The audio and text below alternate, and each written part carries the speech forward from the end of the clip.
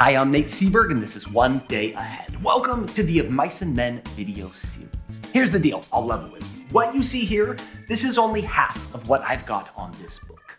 I do summary and analysis, and this is a compilation of just the summaries. If you want the rest, or if you're a teacher running this book in your classroom, head to onedayahead.com, where you will find my lit analysis, as well as videos on how I frame this text for my students, and classroom-ready teaching materials you can download for free.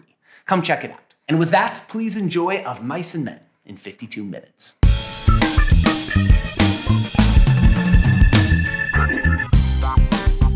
So this little fella is Of Mice and Men.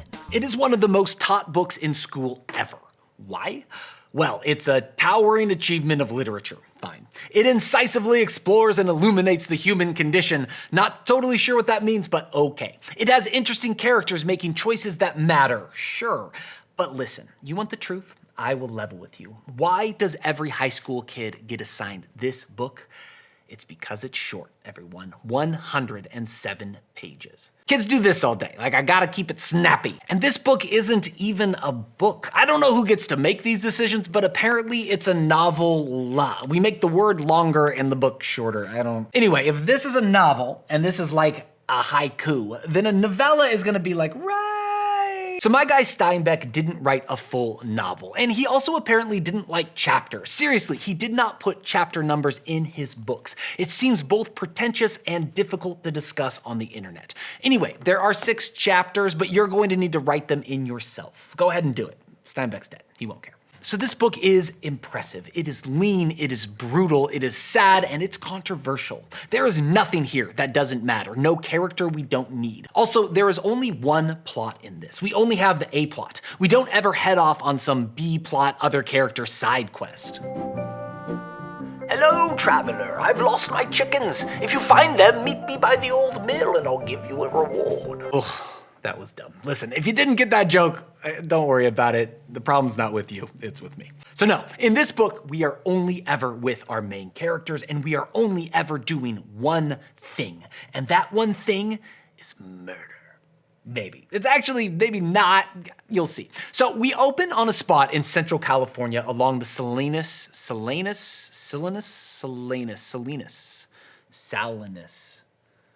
gotta look it up. Salinas. Okay, here we go. Salinas River. Salinas River. So we open on a spot in Central California along the Salinas River. It's an idyllic location specifically, but a crap time generally because we are in the heart of the Great Depression. You've heard of it. The economy has shattered and sky-high unemployment has forced millions into the itinerant workforce. Men like our 2 main characters, they are George and Lennie. George is the brains of this outfit. He is small and quick, dark of face with restless eyes and sharp, strong features. Lennie is his opposite. He is a giant man, shapeless of face, with large, pale eyes, with wide, sloping shoulders, and he walked heavily, dragging his feet a little, the way a bear drags his paws. So I want you to pay attention to all the times Steinbeck refers to Lennie in animalistic terms. First, it's a bear with paws. 32 words later, he's getting a drink and snorting up the water like a horse. This will keep up throughout, and I point this out here because these animal references are going to matter at the end. I know that sounds crazy, but go with me. We quickly learn that Lennie has some sort of intellectual disability. He has trouble with memory and reasoning and is 100% dependent on George. Lennie is a child. He is a giant, water-snorting adult child. So the men are traveling to a job on a ranch. Their work tickets in their pockets will land them food, shelter, and pay in exchange for bucking bales of barley and other hard labor. We also learned that they just left a job in the town of Weed, that's 6 hours north, and that the job ended badly. They were run out of town by a lynch mob, but Lennie cannot remember why. As they sit by the river talking, Lennie plays with something in his pocket, and George demands to see it. I ain't got nothing, George, honest. Come on, give it here. Lennie held his closed hand away from George's direction. So their dynamic is reminiscent of an overstressed parent and a slightly bewildered toddler. Anyway, Lennie's fidget spinner turns out to be what you'd suspect. It's a dead mouse, which he loves petting. Classic Lennie. Give it here, said George. Leave me have it, George. Give it here. Lennie's closed hand slowly obeyed. George took the mouse and threw it across the pool to the other side, among the brush. So through this little episode, we learned something else that will come up later. Lennie is preoccupied with soft things. The men are close to the site of their job placement, but they decide to camp here instead of pushing on. This is a clever ruse by George. I love a good ruse, because if they turn up after the work crews have left tomorrow morning, they squeeze out an extra day of leisure. So they lay back on the sand, and George sets in on Lennie, and it's a familiar refrain. "God, you're a lot of trouble," said George. "I could get along so easy and so nice if I didn't have you on my tail. I could live so easy and maybe have a girl." So the first time you read it, this seems dickish, and that's certainly there. My students are always like, maybe I don't like this mouse-stealing a-hole. I mean, he's literally berating an intellectually disabled man, and I get that. You are not wrong. However, in time, we will see that this conversation is something like a routine between them. They have had it many times, and it serves a purpose. And we are also going to see that everyone in this book is terrible. With a few exceptions, the people are all cruel, hard, and looking out exclusively for themselves.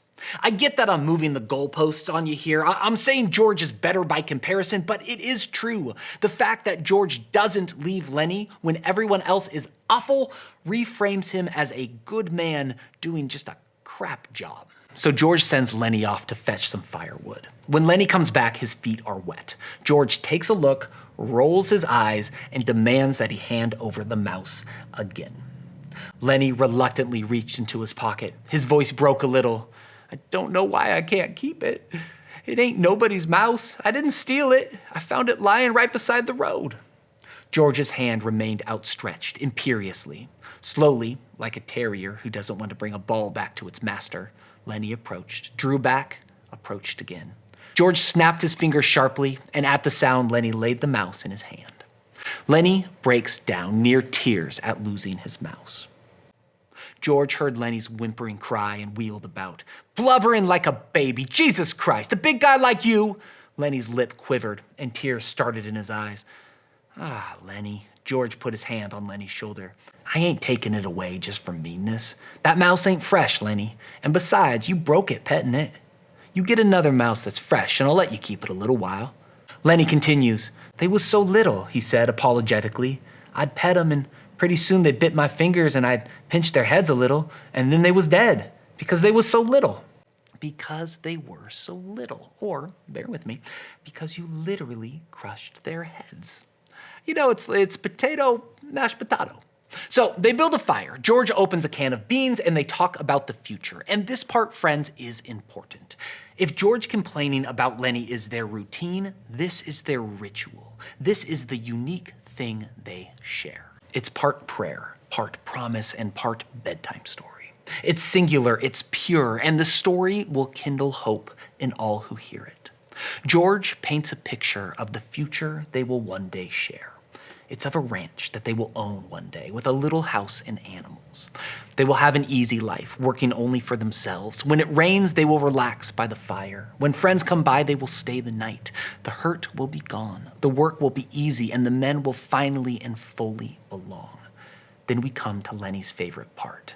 "Tell me, like you done before." "Tell you what? About the rabbits, please, George? Like you done before?"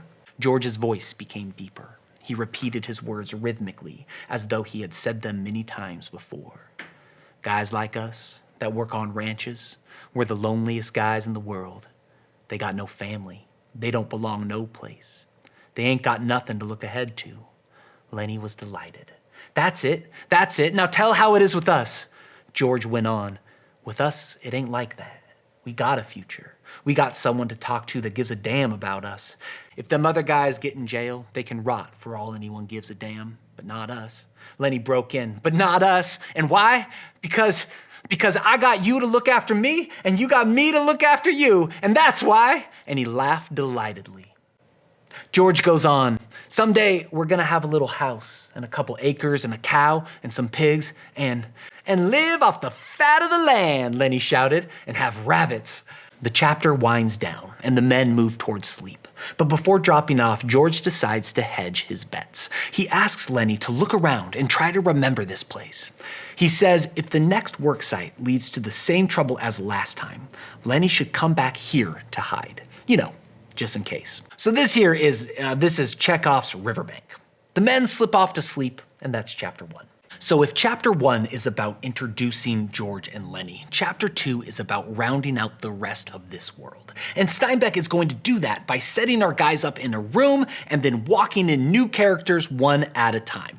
It's a little exhausting if I'm honest. So now we are in the bunkhouse on the ranch. We have 8 bunks, apple boxes for the dude's stuff, and a table in the middle. George and Lennie walk in with our first introduction, an old ranch hand named Candy. Candy only has one hand, and he carries a broom, which that sounds hard, and he's wearing the hot new fashion of the day, blue jeans. He tells our guys that the boss was pissed when they weren't here early enough to go out with the morning work crews. This, of course, was exactly George's ruse. I love a good ruse, but they play it off like they got bad directions. George drops his stuff on one of the bunks, and he finds a yellow bottle tucked away in his apple crate. "Say, what the hell is this?" "I don't know," said the old man. "Says, positively kills lice, roaches, and other scourges. What the hell kind of bed you giving us anyway? We don't want no pants rabbits." I chose this quote because pants rabbits. Give this man a Pulitzer immediately. They actually did, but it was for the novel Grapes of Wrath, not for the phrase pants rabbits. Candy considers the bottle for a moment, then says, no, the last guy who slept here used this powder to prevent lice. Nothing to worry about. Now, some may call this response elusive, others optimistic, but I categorize it as lying. George doesn't buy it, but he settles in anyway. Next, they start talking about the only black character in this book, and they refer to him as the stable buck. Now, the top Google responses will tell you that this is a racist slur, but the term buck actually comes from the military, and it refers to rank. It means the lowest person in a particular category. So the buck sergeant would be the newest sergeant around. So here it means that this guy is the lowest of the stable hands. Now, he's the lowest because he's black. Let's be clear, but it's not in and of itself a racist label. What is racist and terrible is the N-word, which they also call him 16 times in 20 pages or something. So I'm not saying this book is a towering work of progressive race portrayal. I'm just saying let's be offended by the right stuff, you know? Anyway, this conversation stops when our second introduction walks in. He's called the boss, and he doesn't actually get a name in this novella, which is interesting. We only meet him here just long enough for him to be mad that they didn't arrive early to work and to be suspicious that George is taking advantage of Lennie. The boss hooked his thumbs in his belt and squinted one eye nearly closed. "Say, what are you selling?" "Huh?" says George. I said, "What stake you got in this guy? You taking his pay away from him? I never seen one guy take so much trouble for another guy. I'd just like to know what your interest is." George said, "He's my cousin. I told his old lady I'd take care of him. He got kicked in the head by a horse when he was a kid." Yikes. And the boss's suspicion says a lot. Like nearly everyone else in this book, he simply cannot accept that anyone could be motivated by basic goodness. He's like, "What's the angle? Cut me in." It's a hard world, people. So the boss leaves, and Lennie asks for clarification on 2 points. Number 1, are we cousins? And 2, was I kicked in the head by a freaking horse? And it's no to both, by the way. Poor Lennie. Introduction 3 is a dog in very rough shape. Candy returns, and at his heels there walked a drag-footed sheepdog, gray of muzzle and with pale, blind old eyes. The dog struggled lamely to the side of the room and lay down, grunted softly to himself, and licked his grizzled, moth-eaten coat. We learn that Candy has had this dog since he was a pup. So the doggy leaves, and it's on to intro number 4, Curley. Curley sucks. He is a tightly wound ball of insecurity, self-doubt, and violence-seeking short-man syndrome. He's in the room 5 seconds before he correctly identifies Lennie as someone he can mess with. I'm not gonna get into how, but it gets tense, it gets sad, and then Curley leaves. Candy fills them in. "That's the boss's son," he said quietly. "Curley's pretty handy. He'd done quite a bit in the ring. He's a lightweight, and he's handy." He means he's a boxer. Handy means he's good with his hands. He can throw these hands, as the kids say. So here is someone who has been small his whole life, and it's given him a chip on his shoulder. So he seeks out bigger men and picks fights to prove to the world that he's tough.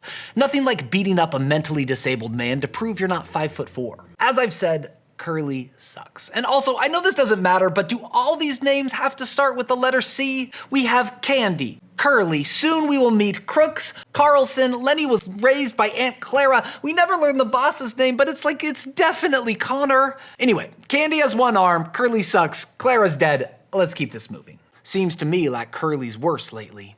He got married a couple weeks ago. Wife lives over in the boss's house. Candy continues. You seen that glove on his left hand? Well, that glove's full of Vaseline. Vaseline? What the hell for?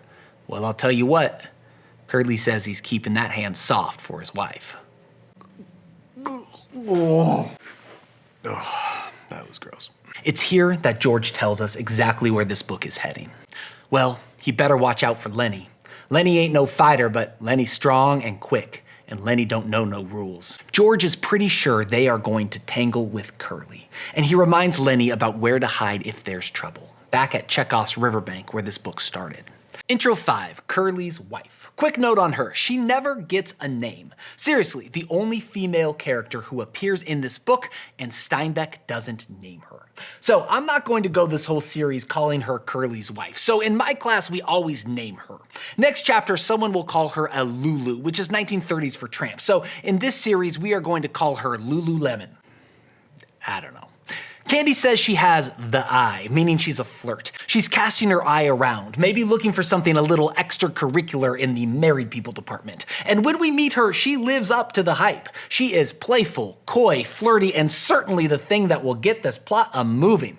Lennie thinks she's purty, so, stay tuned on her. Intro 5, Slim. So by all accounts, Slim is the man. Steinbeck paints him in almost religious terms. A tall man stood in the doorway. He moved into the room with a majesty only achieved by royalty and master craftsmen. He was a jerk-line Skinner, the prince of the ranch, capable of driving 10, 16, even 20 mules with a single line to the leaders.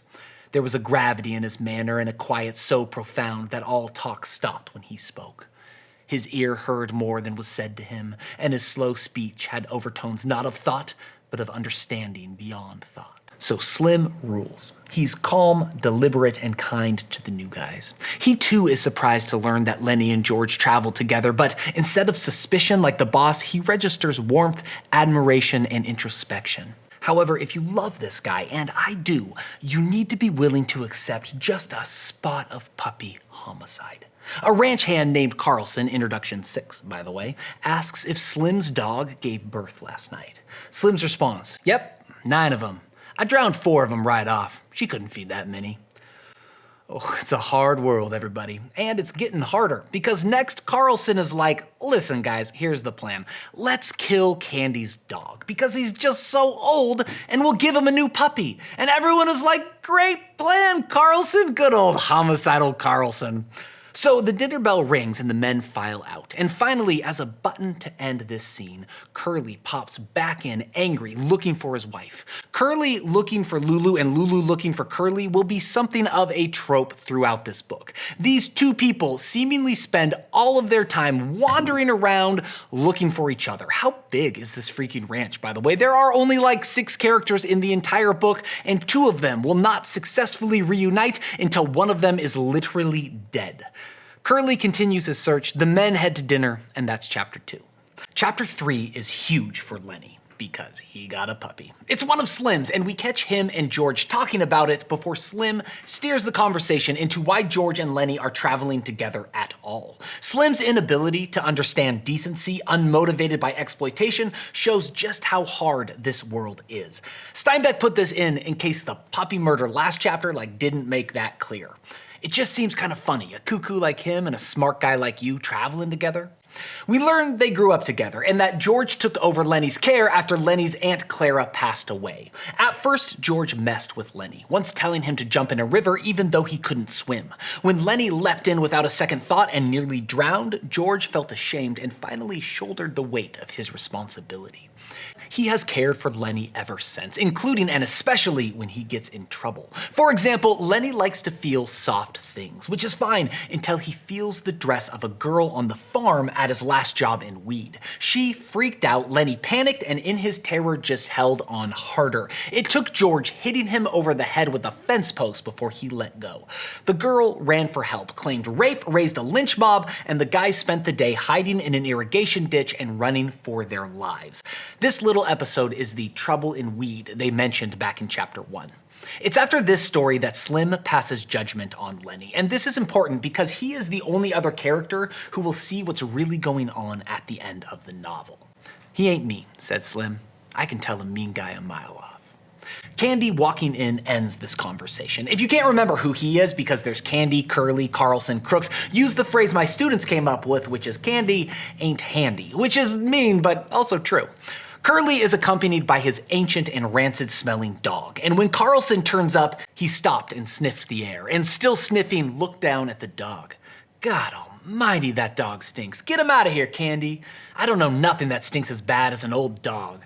He continues, "Got no teeth, he's all stiff with rheumatism. He ain't no good to you, Candy, and he ain't no good to himself. Why don't you shoot him, Candy?" I like that there is no daylight at all between bad smells and summary execution. Like there's nowhere on this ranch is there a bathtub. So Candy's had this dog since he was a puppy, but Carlson won't be dissuaded. He points out that the dog is suffering and claims the kind thing to do is to end it quick. And he's got a pistol and everything. Candy turns to Slim. "Carl's right, Candy. That dog ain't no good to himself." Candy looked helplessly at him, for Slim's opinions were law. At last, Candy said softly and hopelessly, "All right, take him." He did not look down at the dog at all. He lay back on his bunk and crossed his arms behind his head and stared at the ceiling. Carlson takes a shovel and leads the dog out, but we stay back in the cabin, and this is a terrible time in the book. The men make small talk and play cards, but it's all meaningless. Everyone is holding their breath for the shot. The tension builds, and it's brutal. The silence is so loud, and Steinbeck lets it drag. Finally, mercifully, a shot sounded in the distance. The men look quickly at the old man. Every head turned toward him. For a moment, he continued to stare at the ceiling. Then he rolled slowly over and faced the wall and lay silent. Guys, it is so brutal. And it's also foreshadowing. The incident over, George is invited into town the next night to go to Susie's place. This section where we learn about Susie's, it gets a little cryptic, so let me help you out. Vocab. A parlor house is a brothel, a flop is sex with a prostitute, and a Cupid doll is this thing. Susie apparently likes to throw shade at her competition, saying just because Clara put a rag rug on the floor and a Cupid doll lamp on the phonograph, it doesn't mean she knows how to run a parlor house. That Clara. What an amateur. A rag rug is just what it sounds like, by the way. Cutting up old cloth and weaving it together to make a rug. Susie goes on, "There's guys around here walking bow-legged because they like the look of a Cupid doll lamp." So they're walking bow-legged because they caught a venereal disease after visiting Clara's girls. Based on the time period, it was almost certainly syphilis or gonorrhea. Fun facts. Okay, so we never actually visit Susie's, but George agrees to go tomorrow night. Suddenly, Curley barges in, looking for his wife, which is what he does. He has real Chihuahua energy. When he learns that Slim has been missing for 10 minutes, he assumes, logically, that Slim's off having sex with his wife. Now, Curley being insecure about his wife is standard practice for him, but going after Slim, the de facto leader of all the ranch hands, is a new thing. So the men clear out to see this showdown, leaving George, Lennie, and Candy behind. Lennie asks, "Tell about that place, George." "I just told you, just last night." "Go on, tell again, George." He means tell him about the ranch, the dream that they share together. "Well, it's 10 acres, said George. "Got a little windmill, got a little shack on it and a chicken run. There's a place for alfalfa and plenty of water to flood it. There's a pig pen and rabbits, George. No place for rabbits now, but I could easy build a few hutches and you could feed alfalfa to the rabbits." "Damn right I could," said Lennie. "You're goddamn right I could." This is the old way between them, their old ritual. George continues, his voice growing warmer. "And we could have a few pigs. And when the salmon run up the river, we could catch 100 of them and salt them down or smoke them. Maybe we'd have a cow or a goat, and the cream is so goddamn thick you gotta cut it with a knife and take it out with a spoon." Lennie watched him with wide eyes, and old Candy watched him too. Lennie said softly, "We could live off the fat of the land." This story, this dream, fills a full page as George paints their little slice of heaven. All the while, Candy is listening in. When Candy spoke, they both jumped, as though they had been caught doing something reprehensible. Candy said, "You know where there's a place like that?" At first, George is suspicious, thinking Candy is trying to swoop in, because we learn that this is more than just a dream. This is a real plot of land up for sale, and the owners are desperate to sell. But Candy, just like Lennie and George, is entranced by the promise of something more than working as a simple ranch hand. Singular. Candy reveals that he was given $250 after he lost his hand working on this ranch, and has a further $50 saved up. If Lennie and George work a month and don't spend a dime, they can scrape $450 all told, enough to buy the property. Friends, all of a sudden, this fantasy they have shared for years suddenly and unexpectedly appears attainable. They talk it through, and in a giddy rush, they agree. One more month working on this ranch, and they will pool their money and live happily ever after. Final scene. The guys are back. We're mid-conversation. Slim is mad and Curley is backing down. "If you can't look after your own goddamn wife, what do you expect me to do about it? You lay off of me." "I'm just trying to tell you I didn't mean nothing," said Curley. In this moment, Curley is humiliated and casting about for a new target. He glances around the room and his eyes fall on Lennie, who's still grinning at the thought of the rabbits. Curley's rage explodes. "Come on, you big bastard, get up on your feet. No big son of a bitch is gonna laugh at me. I'll show you who's yella." And Curley attacks, boxing a bewildered Lennie, who retreats around the room, yelling out for George and making no move to fight back. Curley advances, bloodying his nose, hitting his body, Lennie crying out the whole time. Slim wants to jump in and stop this abuse, but George gets there first. He cupped his hands around his mouth and yelled, "Get him, Lennie!" Lennie took his hands away from his face and looked about for George, his big face covered with blood. George yelled again, "I said get him!" Curley's fist was swinging when Lennie reached for it. The next minute, Curley was flopping like a fish on the line, and his closed fist was lost in Lennie's big hand. Lennie catches Curley's punch in midair and simply turns his hand to powder. He breaks every bone and sends him to his knees. And just like the girl and the soft dress, they have trouble getting Lennie to stop. George slapped him in the face again and again, and still Lennie held on to the closed fist. Curley was white and shrunken by now, and his struggling had become weak. Suddenly, Lennie let go his hold. They get Curley to a doctor, and the chapter ends with Lennie, bruised and battered, asking if he can still tend the rabbits. And that's chapter 3. So in 1, we met our guys. In 2, we met the ranch hands. In 3, we killed the dog. So now it's time to meet Crooks. Steinbeck establishes early in this chapter that Crooks lives apart from the other workers. It's the 1930s, and if you've been paying attention in history class, you know that we are firmly in the Jim Crow era. If you're unfamiliar, this is a time when state and local laws enforcing racial segregation were widespread. Schools generally focus on laws in the South of the United States because that's where they were the most egregious and entrenched, but in the 1930s, even now liberal states like California had plenty of segregation laws and plenty more segregationist traditions and social expectations. That's why Crooks has his own space. He's proud, aloof, and the social contract says that if he stays out of the bunkhouse, the white workers will stay out of his space. But you know who missed that little social memo? Lennie. As Crooks is putting on medicated oil on his back, Lennie appears in his doorway. The other men have left to visit a brothel. Susie's obviously not gonna go to Tacky Clara's, what with her doll lamps and venereal diseases. We have standards. And Lennie is lonely. When he appears in the doorway, Crooks stiffens, saying he has no right to be here. Lennie keeps saying, "I'm here because I saw your light." Crook asks what he wants, and Lennie is like, "I saw your light." And Crooks is like, "But why are you here?" And Lennie is all, "Because your light is on." They're really not connecting. Finally, Lennie just walks in and sits down. We learn that the only other guy who stayed back is Candy, who's working away with a pen and pencil figuring. Now, Lennie is sworn to secrecy regarding the plan to buy a ranch, acquire rabbits, and tend to them. So when Crooks asks, figuring, what's Candy figuring about? Lennie shouts, "About the rabbits?" God, I love Lennie. So they begin talking about the ranch, but then Crooks takes the conversation to actually a pretty awful place. Crooks realizes that with Lennie's disability, he can say anything to him. Crooks laughed again. "A guy can talk to you and be sure you won't go blabbing. George knows what he's about. Just talks and you don't understand nothing." Crooks is excited about his newfound power, and he immediately uses it to mess with Lennie. Suddenly, his voice dropped to a near whisper. He asks, "Suppose George don't come back no more.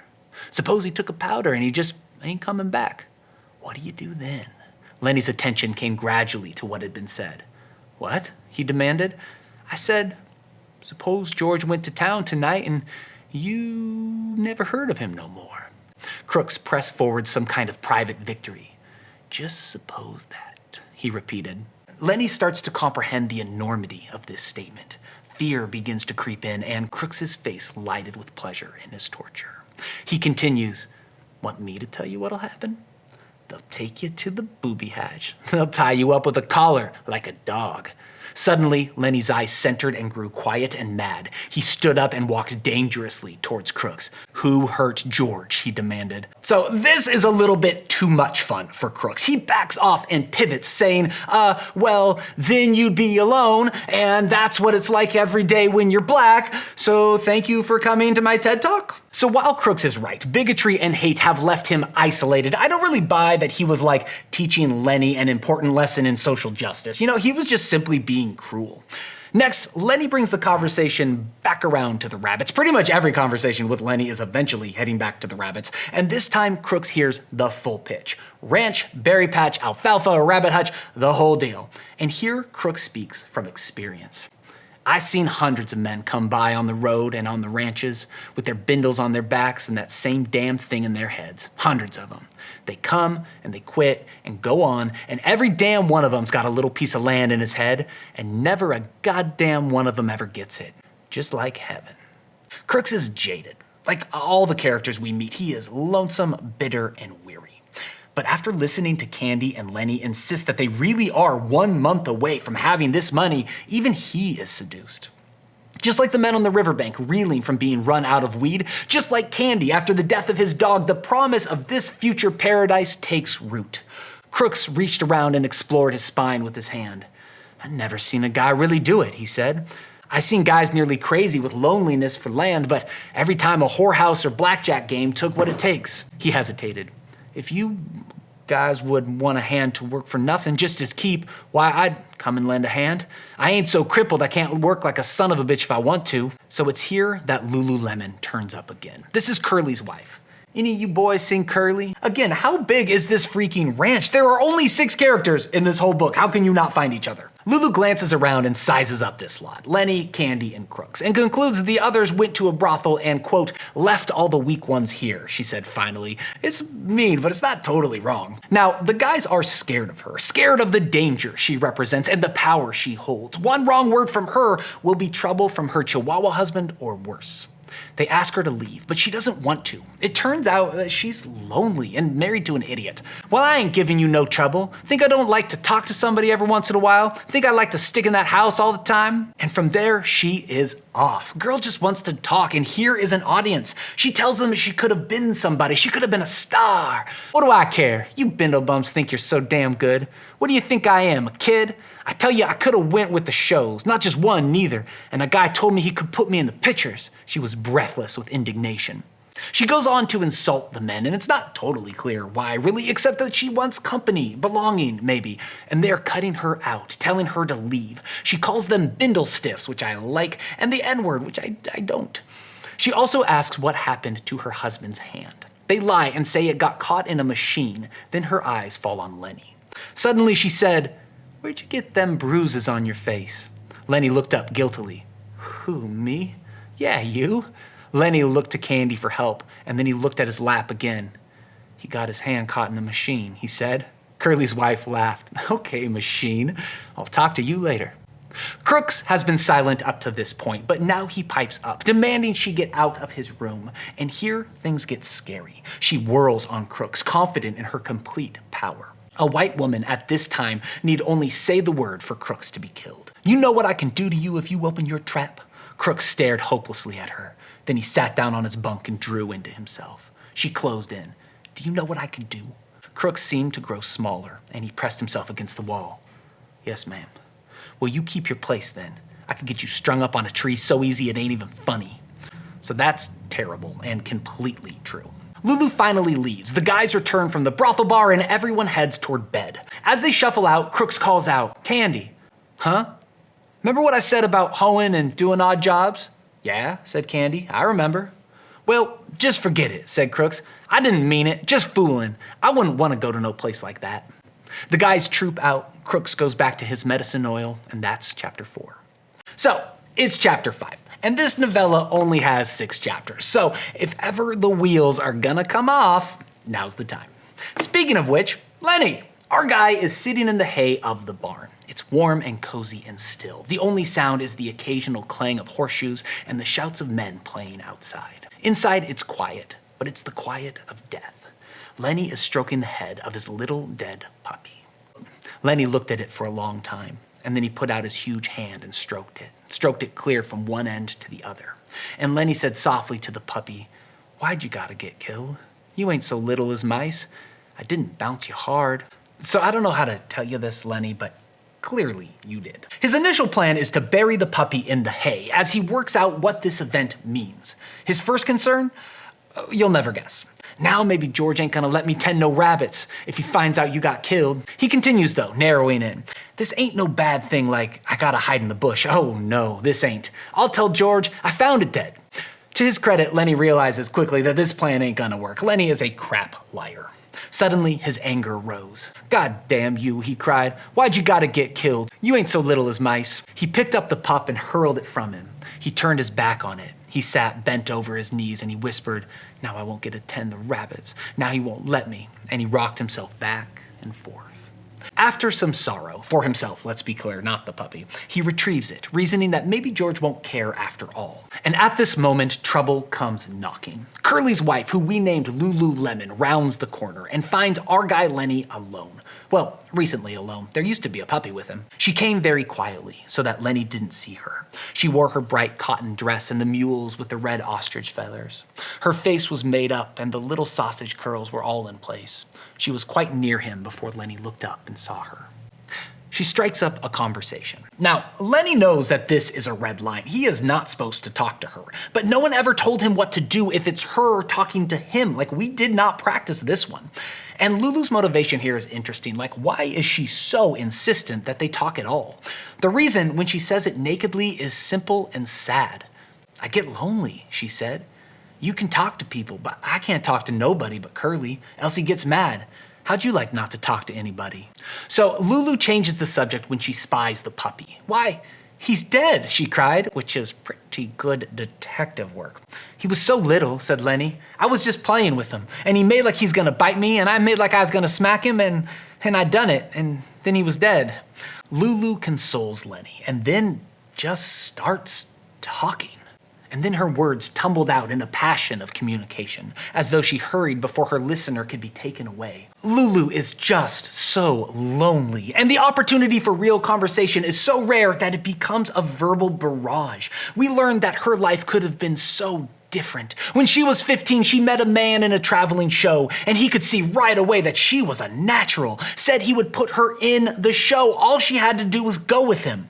And, well, definitely sleep with him, like, let's not be naive, but her mean old guardian said no. And another time, I met a guy and he was in pictures. Went out to the Riverside Dance Palace with him. He said he was gonna put me in the movie, said I was a natural. Again, Lulu, these dirtbags are trying to sleep with you. That is what this is. Anyway, Weinstein over here promises to write from Hollywood, and when his letter doesn't arrive, she again blames her lady for stealing her mail. So she's not terribly bright. And Lulu goes on and on, a hot soup of tragedy, stupidity, and the unrealized dreams of a small town kid. We learn she married Curley, only to find out she doesn't like insecure chihuahuas, and that she pines for the glitz and glamour life of a movie star. It's a breathless speech, and it's followed by this line. "Maybe if I took this pup out and throwed him away, George wouldn't even notice. And then I could tend the rabbits." So realizing that talking to Lennie means talking about rabbits, Lulu moves closer, and in a sweet moment, they bond over their simple love for soft things. "Well, who don't?" she said. "Everybody likes that. I like to feel silk and velvet. Do you like to feel velvet?" Lennie chuckled with pleasure. "You bet, by God," he said happily. But velvet is nothing compared to the softest thing she knows, her hair. When I'm doing my hair sometimes, I just sit and stroke it because it's so soft. To show how she did it, she ran her fingers over the top of her head. Here, feel right here. She took Lennie's hand and put it on her head. Feel right round there and see how soft it is. Lennie's big fingers fell to stroking her hair. Don't you muss it up, she said. Lennie said, oh, that's nice. And he stroked harder. Oh, that's nice. Look out now, you'll muss it. And then she cried angrily, you stop it now, you'll mess it up. She jerked her head sideways and Lennie's fingers closed on her hair and hung on. Let go, she cried, you let go. Lennie was in a panic, his face was contorted. She screamed then and Lennie's other hand closed over her mouth and nose. Please don't, he begged. Oh, please don't do that, George will be mad. She struggled violently under his hands. Her feet battered on the hay and she writhed to be free. And from under Lennie's hand came a muffled screaming. Lennie began to cry with fright. Oh, please don't do none of that, he begged. George gonna say I done a bad thing. He ain't gonna let me tend no rabbits. He moved his hand a little and her hoarse cry came out. Then Lennie grew angry. Now don't, he said. I don't want you to yell. You're gonna get me in trouble, just like George says you will. Now don't you do that. And she continued to struggle and her eyes were wild with terror. He shook her then and he was angry with her. Don't you go yelling, he said, and he shook her and her body flopped like a fish. And then she was still, for Lennie had broken her neck. Whoa. The thing is, Lennie doesn't know she's dead. For a few really important lines, he keeps talking to her. And though most readers might race right over it, these lines between when he has killed her and when he has figured that out are huge. Because it's here that Steinbeck is cementing for the reader that there is no malice in Lennie's heart. This is the darkest, arguably, moment of the book. And Steinbeck needs us to know that Lennie didn't choose what just happened. He doesn't even understand it, and that's important because Steinbeck needs us not to turn on Lennie. He needs to usher us through this moment and have us come out on the other side still on Lennie's team, feeling love and sympathy in spite of Lulu's dead body flopping around like a fish. It's a bit of a balancing act, to be honest. Let's watch. He looked down at her, and carefully he removed his hand from over her mouth, and she lay still. I don't want to hurt you, he said, but George will be mad if you yell. When she didn't answer nor move, he bent closely over her. He lifted her arm and let it drop. For a moment, he seemed bewildered. Then he whispered in fright, I done a bad thing. I done another bad thing. Yes, Lennie, you certainly did. Lennie becomes scared and very aware of the horseshoe game being played right outside. He remembers George's instructions in chapter 1 that he is to head back to the riverbank if trouble turns up. And it is here now. He grabs his lifeless puppy, saying he will throw it away, which I bet he doesn't, and sneaks out. And it's here that Steinbeck does something kind of cool. He leaves us with Lulu's body, and then nothing happens at all. For a paragraph, and then 2, and then 3, we just linger on this moment, on the enormity of it, on the tragedy of it, and on the looming threat it poses. It was very quiet in the barn, and the quiet of the afternoon was on the ranch. Even the clang of the pitched shoes, even the voices of the men in the game seemed to grow more quiet. The air in the barn was dusky in advance of the outside day. A pigeon flew in through the open hay door and circled and flew out again. The stillness goes on for an entire page. It's like a spell has fallen on the room. Finally, Candy happens by, discovers her body, and dashes out to find George. And when George comes, he knows exactly what this is. Candy said, "What done it?" George looked coldly at him. "Ain't you got any idea?" he asked. And Candy was silent. "I shoulda knew," George said hopelessly. "I guess maybe way back in my head, I did." They are in a little bit of shock, and they conclude hesitantly that they have to tell the other ranch hands. No one thinks like, let's tell the owner of the ranch. Like, that never comes up. This murder is strictly a working man's affair. No need to bring management into this. So they have to tell the other guys, but they don't love the optics here. I mean, obviously, but specifically, they're worried that the guys might suspect George was in on it. So they come up with a little ruse. I love a good ruse. George says, "I will head back to the bunkhouse. You count to 12 1,000 and then go tell the other guys. And then I'll wander out all like, what's going on?" They are criminal masterminds. When George leaves and Candy has a moment alone, we get this. Old Candy watched him go. He looked helplessly back at Curley's wife, and gradually his sorrow and his anger grew into words. "You goddamn tramp," he said viciously. "You done it, didn't you? I suppose you're glad. Everybody knowed you messed things up. You wasn't no good. You ain't no good now, you lousy tart." He sniveled, and his voice shook. Good Lord. Okay, just to say it, Candy is berating a murdered woman and blaming her for her own murder using the words tramp and tart, both of which are slang for a sexually promiscuous woman. Guys, she's been dead 11 seconds and it's already her fault. It's pretty awful. He continues, I could have hoed in the garden and washed dishes for them guys. His eyes blinded with tears and he turned and went weakly out of the barn. The game of horseshoes ends abruptly and the guys dash in. Slim bends down to examine the body while Curley stands dumbstruck. Then Curley came suddenly to life. I know who done it, he cried. That big son of a bitch done it. I know he done it. Why, everyone else is out there playing horseshoes. He worked himself into a fury. I'm gonna get him. I'm going for my shotgun. I'll kill the big son of a bitch myself. I'll shoot him in the guts. Come on, you guys. He ran furiously out of the barn. Carlson said, I'll get my Luger, and he ran out too. George and Slim have a quiet moment while they're gone, with George grasping at straws, one of which is maybe we can bring him to jail and have a trial instead of just killing him on sight. Silly George, forgetting how dark and merciless this book has been. Suddenly, the guys are back, and we learn 3 things. 1, Curley is going to aim for the stomach, a wound that will kill Lennie over agonizing hours. Also, I know this isn't the time or the place or the point, but how are you going to aim a shotgun when one of your hands is basically skin and powder? 2, Lennie stole Carlson's Luger. It's missing from Carlson's bag. And 3, they want George to stick with them so they can be sure he wasn't in on the murder. With that settled, they're off and hunting, and that's chapter 5. The final chapter in Of Mice and Men opens like all the others, with a tour through the scene before the action starts, but this one has a twist. In chapter 1, we met a little water snake which slipped along on the pool, its head up like a little periscope. Well, now our little friend is back, but this time he is visited by swift and unseen death. A water snake glided smoothly up the pool, twisting its periscope head from side to side, and it swam the length of the pool and came to the legs of a motionless heron that stood in the shallows. A silent head and beak lanced down and plucked it out by the head, and the beak swallowed the little snake while its tail waved frantically. In the biz, we call this foreshadowing. Lennie turns up. This is the place George told him to hide if he gets in trouble. As he waits, Lennie begins to hallucinate. The first vision is of Aunt Clara. A little fat old woman, she wore thick bullseye glasses, and she wore a huge gingham apron with pockets. She scolds Lennie in Lennie's own voice, but interestingly, it's about what a burden he has been to George. All the time he could have had such a good time if it wasn't for you. He would have took his pay and raised hell in a whorehouse, and he could have sat in a pool room and played snooker, but he got to take care of you.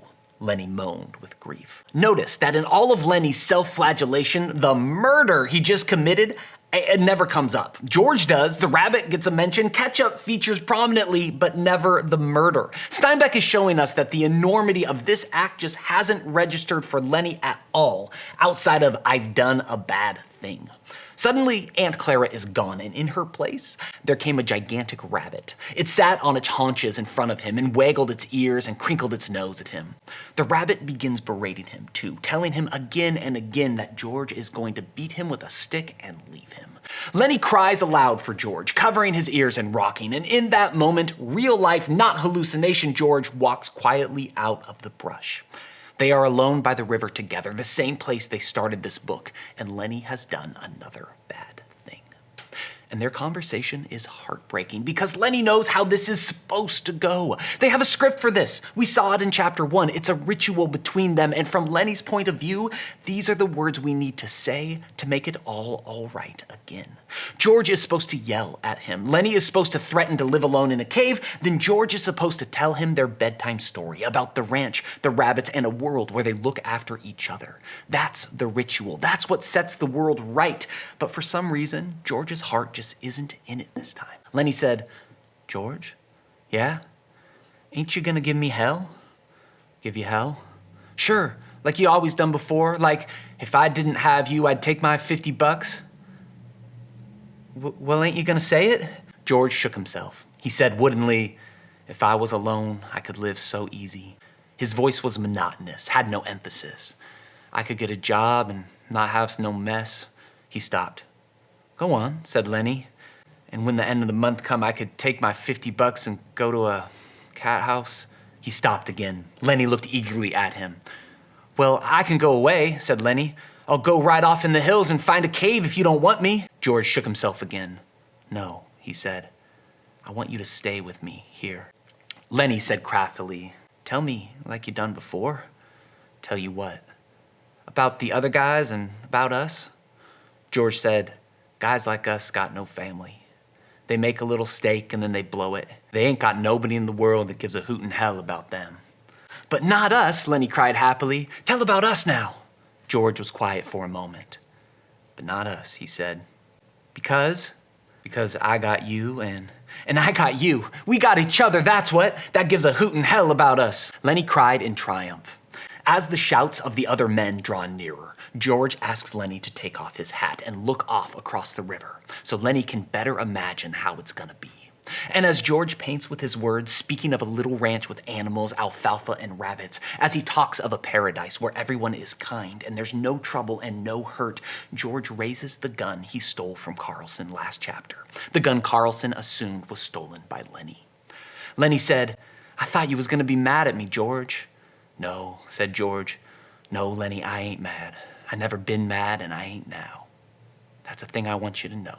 Lennie begged, let's do it now. Let's get that place now. Sure, right now. I gotta. We gotta. And he brought the muzzle of it close to the back of Lennie's head. The hand shook violently, but his face set and his hand steadied. He pulled the trigger. The crash of the shot rolled up the hills and rolled down again. Lennie jarred and then settled slowly forward to the sand, and he lay without quivering. The crash echoes through the hills. There is the sound of running, then the other men burst into the clearing.